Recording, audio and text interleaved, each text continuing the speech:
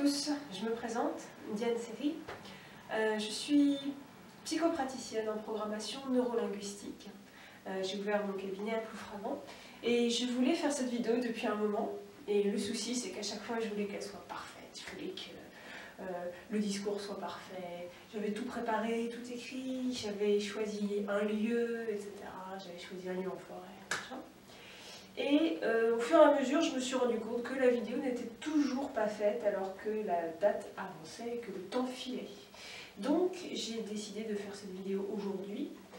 Elle ne sera pas parfaite, mais j'ai un enseignement, en tout cas un apprentissage que j'ai reçu grâce au fait de faire cette vidéo, c'est qu'il ne faut pas attendre que ce soit parfait pour faire les choses. Sinon, on risque de jamais les faire. Donc, programmation neurolinguistique, peut-être que certains d'entre vous savent ce que c'est, mais je vais présenter quand même cette pratique importante. Donc, PNL, programmation neurolinguistique.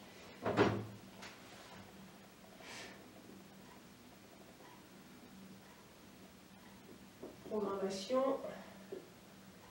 neurolinguistique. Vous excuserez mon écriture. Alors, pour expliquer un petit peu programmation neurolinguistique, je vais décomposer chacun de ces mots. Programmation. Dans programmation, on retrouve des notions telles que le contrôle, la maîtrise, la personnalisation. C'est le fait de façonner. Je ne sais plus si ça s'écrit comme ça. C'est le fait de façonner. Et du coup, on va façonner, alors on va travailler sur neuro et linguistique. Au niveau neuro, ce qu'on trouve, c'est les systèmes de pensée. C'est la façon dont on apprend, la façon dont on pense, dont on se représente des choses. Donc ici, penser. Les perceptions. La perception du monde. On n'a jamais une perception entière de la réalité, c'est pas possible. Déjà pour plusieurs raisons, c'est qu'on n'est pas capable de tout voir, de tout entendre. On est toujours focalisé sur une partie de ce qui se passe, on ne voit pas à 360 degrés. Et puis de toute façon, sur l'échelle des choses qu'on peut percevoir, que ce soit au niveau de l'ouïe, ou du visuel, ou même du gustatif, le fait de toucher également, on est vraiment quelque chose de minime par rapport à tout ce qui est possible. Voilà. Donc, ce sont uniquement des perceptions de la réalité que nous allons recevoir. Et cette perception, elle est bien entendu travaillée également par des filtres, tels que, par exemple, nos apprentissages et nos expériences, qui ont créé des croyances. Donc tout ça, ça dépend également de ce qu'on a vécu. Par rapport à ce qu'on a vécu, par rapport à ces filtres, cette perception va être de nouveau déformée. Donc, suivant tout ce qu'on a vécu, par exemple une personne qui a eu un accident de voiture, si elle a été choquée par cet accident de voiture, et qu'un jour, 5 ans plus tard par exemple, elle voit un accident de voiture se produire à 20 mètres d'elle, elle ne va pas du tout avoir la même perception que si elle n'avait pas eu un premier accident de voiture. Tout va lui paraître plus grand, tout va lui paraître plus fort au niveau des sons, tout va paraître plus émotionnel, parce que ça va redéclencher le souvenir, éventuellement. Donc voilà, notre expérience, nos apprentissages et tout ce qu'on peut déduire de tout ça va modifier notre perception du monde. Voilà, ainsi que nos croyances et nos valeurs, mais ça on y reviendra plus tard. Donc au niveau neuro, c'est les pensées, les perceptions, la façon dont on se construit une image du monde, la façon dont on se construit une image d'un souvenir, la façon dont on se perçoit, etc. Linguistique, là on trouve le langage. Ok. Au niveau langage, ce qui se passe, c'est que on va avoir une barrière. Le langage est une barrière. c'est assez étrange de le dire comme ça, mais effectivement, c'en est une belle. Ce qui se passe, c'est que quand on utilise des mots, ils ont un sens pour nous. Et ils vont avoir un autre sens pour une autre personne. Et là, on rentre tout à fait dans la perception. C'est-à-dire que si je vous dis liberté, moi par exemple, je m'imagine en train de voler, je sais pas, sans contrainte, sans argent, sans le monde qui nous entoure. Peut-être que vous, liberté, vous n'allez pas du tout l'imaginer de cette façon-là. C'est pas ça la liberté pour vous, c'est peut-être autre chose. Voilà, donc chacun va avoir sa définition de mots. Et ça crée une certaine distance, et ça crée des malentendus également. Donc, attention au niveau du langage. On parle du langage parce qu'ici, il y a un pont très important entre neuro et linguistique. Ce qui se passe, c'est que nos pensées, notre système de pensée, nos façons de penser, vont influencer notre façon de parler.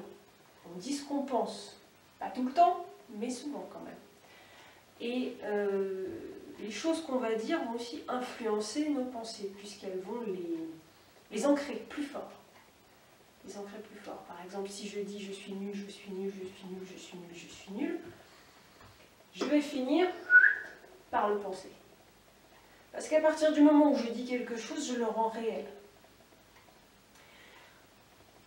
Dans l'autre sens, notre façon de penser, les croyances qu'on va créer pour se sentir mieux ou pour mieux comprendre ou mieux accepter une situation, ça va influencer notre langage puisqu'on va utiliser des mots, des verbes et des tournures de phrases qui vont faire ressortir les émotions qui découlent de ces pensées. Également, dans le neuro, comme on retrouve la perception, on voit le monde d'une certaine façon et on va être sensible à certaines choses et on va le ressentir dans notre langage puisqu'on va faire ressortir cette perception par le langage. Donc, je travaille énormément sur ces deux piliers-là au début des séances. Ensuite, au niveau programmation, c'est le fait de prendre le contrôle, comme on avait vu, de se discipliner. Donc le fait de discipliner son langage et ses pensées, pour ainsi avoir une perception du monde telle qu'on aimerait l'avoir, une perception du monde qui nous rend plus heureux, et une perception de soi-même également, puisque nous faisons partie de ce monde-là.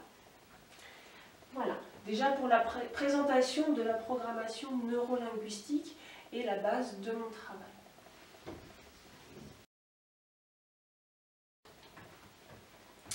Alors, au cours de mes séances, il y a ce petit bonhomme, là, juste là, qui en général fait son apparition pour mieux expliquer les relations entre les émotions et les pensées. Moi, là où je vais travailler, ça va être surtout ça. Ici. Les pensées. Les pensées, donc, neuro. Et puis on peut mettre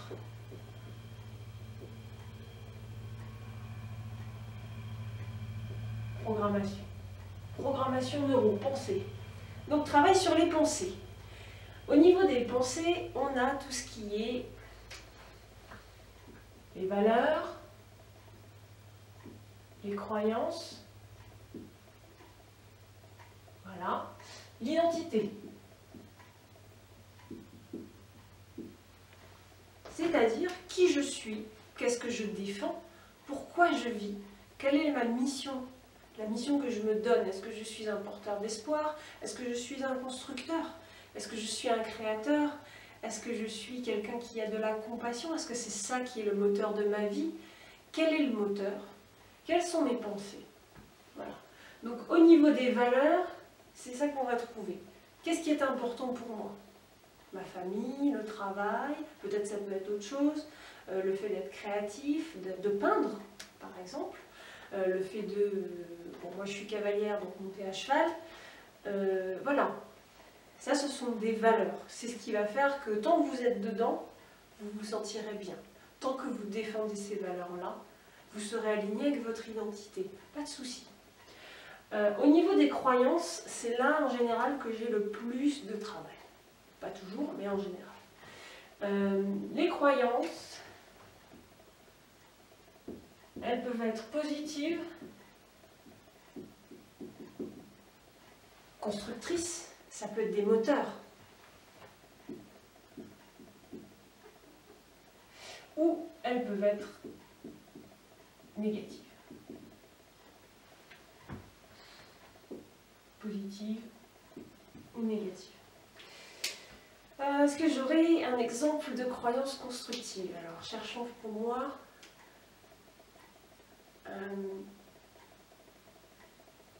Bon, j'ai beaucoup parlé de cheval. Une croyance assez constructive pour moi, qui me motive beaucoup dans ma vie, c'est de me dire, quand je suis à cheval, je suis libre. Voilà. C'est ma croyance, j'en ai d'autres, bien entendu, mais c'est une croyance qui me permet de me réaliser. Du coup, de toucher à la liberté. Voilà. Ça, c'est une croyance qui m'aide. Une autre croyance qui pourrait m'aider, je pense personnellement, si je reste dans le mouvement, je me réaliserai. Voilà, donc ça c'est une croyance qui est par rapport à l'action. Voilà. Ça, ce sont mes croyances positives. Mais par exemple, il peut y avoir des croyances négatives. Bon, moi j'ai énormément travaillé dessus, donc j'ai pas beaucoup d'exemples, mais je vais vous parler plutôt de croyances négatives que je peux entendre souvent. Au niveau des croyances négatives, j'aurais bien aimé les écrire en noir, mais j'ai plus de stylo. On a... Je suis nulle. Par exemple. On a...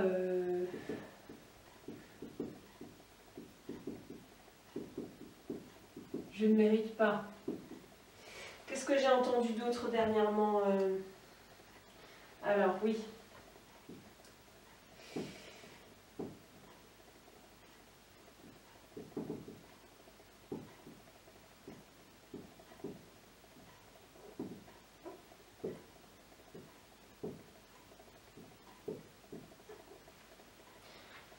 J'ai entendu ça.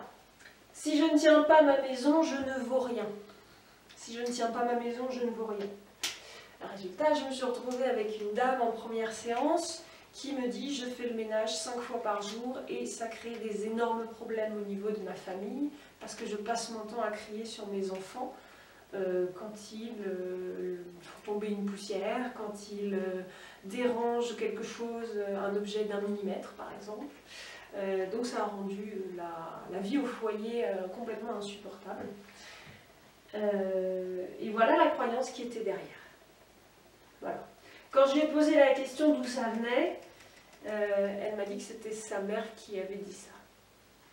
Donc les croyances négatives, elles peuvent venir d'apprentissage.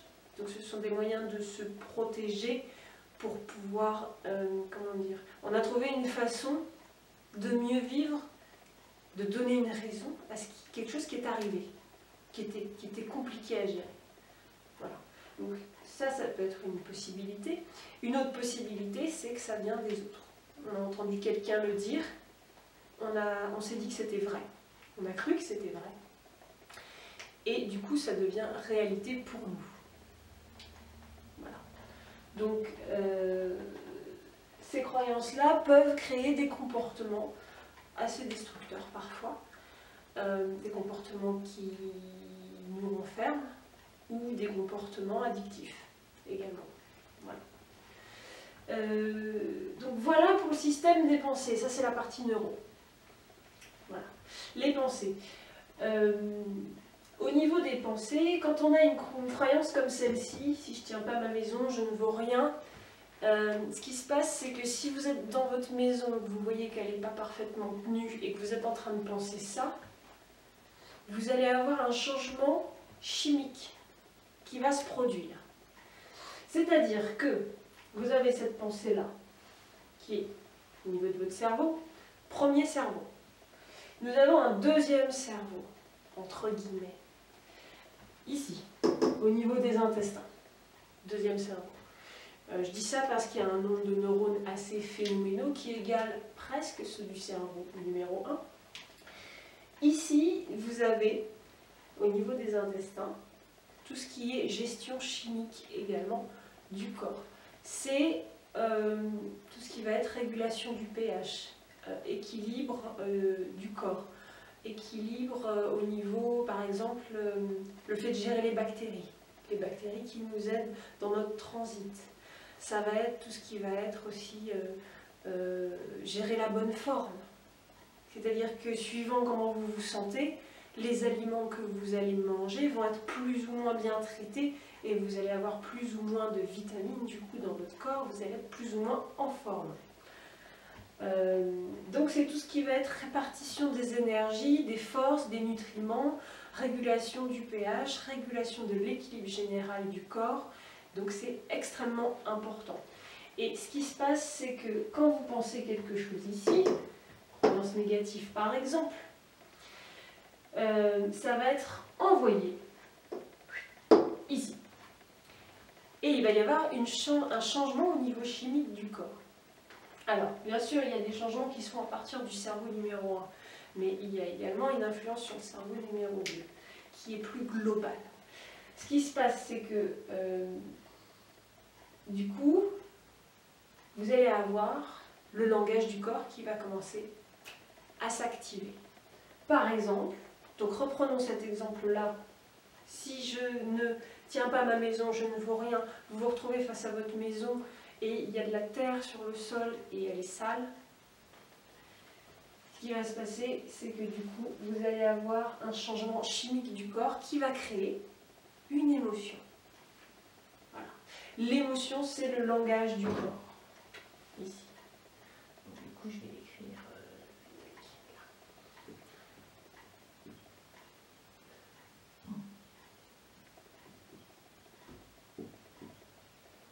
Langage du corps.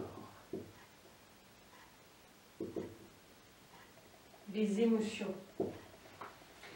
Les émotions, je dis que c'est le langage du corps pour une raison très simple, c'est que les émotions, ça se ressent, ça se vit, et c'est physique, c'est palpable. On les sent, c'est validable. Et quand on a des croyances positives, par exemple, je ne sais pas, quand on aime quelqu'un, et que cette personne, pour la première fois, vous aime en retour, que votre croyance, c'est j'aimerais tant qu'il me regarde, et qu'un jour il vous regarde. Là, on va avoir le même système qui va se mettre en place, mais dans l'autre sens, c'est-à-dire que vous allez le voir en train de vous regarder, le ou là. La pensée, votre croyance, j'aimerais tant qu'il me regarde, ça me ferait sentir tellement bien, va être validée, et du coup, il va y avoir un changement chimique positif chez vous. Et il arrive parfois même qu'on arrive à sentir des papillons dans le ventre. Bizarrement, pile poil à l'endroit où il y a ce qu'on appelle le deuxième cerveau. Donc, si vous maîtrisez vos pensées, votre perception du monde, vos croyances, vos valeurs, votre identité, le positionnement que vous voulez avoir dans des discussions, l'importance que vous voulez vous donner, vous pouvez gérer vos émotions.